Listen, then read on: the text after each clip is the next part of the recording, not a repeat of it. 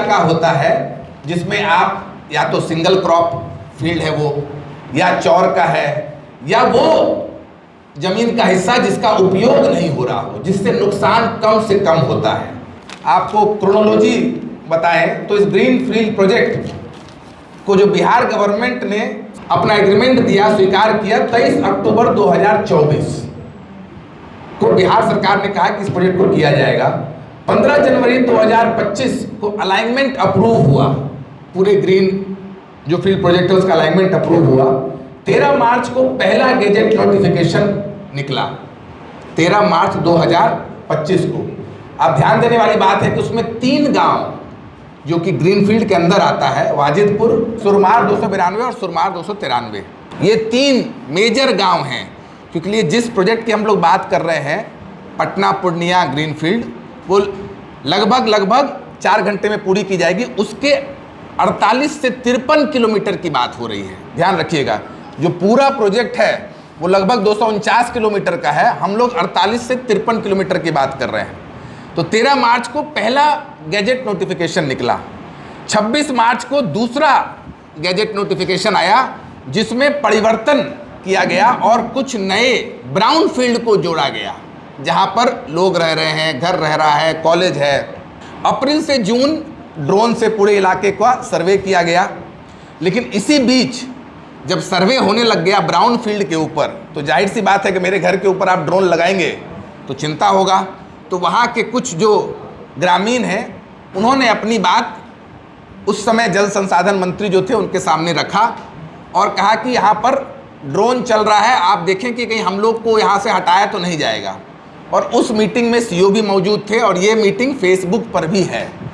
तो पहला सवाल हम लोगों का है, जब कुछ बदला ही नहीं गया है तो ये मीटिंग की ज़रूरत क्यों पड़ी आपको, जो कि आपने 8 मई 2025 को किया। इसके बाद 16 जुलाई को पहली बार जो पूजा जी हैं, जो मुख्य पार्षद हैं सराय रंजन से, उन्होंने इस बात को फ्लैग किया और नितिन गडकरी जी को ये बात का संज्ञान दिया। 26 दिसंबर 2025 को जो नया ब्राउन फील्ड है उसमें भी एमवीआर का रजिस्टर शुरू हुआ, जो मिनिमम वाइबल रेट जो दिया जाता है उसकी जानकारी शुरू हुई। 6 मार्च 2026 को लगभग आप तीसरा फाइनल गैजेट नोटिफिकेशन रिलीज हुआ, जिसमें ये 3 गांव, जो 3 गांव हैं, वाजिदपुर, सुरमार 292 और सुरमार 293, ये नहीं है। अब इससे होता क्या है, आप देखिएगा कि इससे होता है।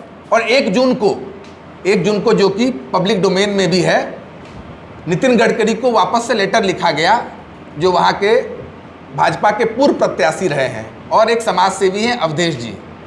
उस लेटर में लिखा गया कि कहीं ना कहीं ये जो पूरा बदलाव किया जा रहा है, जो पद्मा जी ने भी कहा, वो कुछ लोगों को फ़ायदा देने के लिए किया जा रहा है।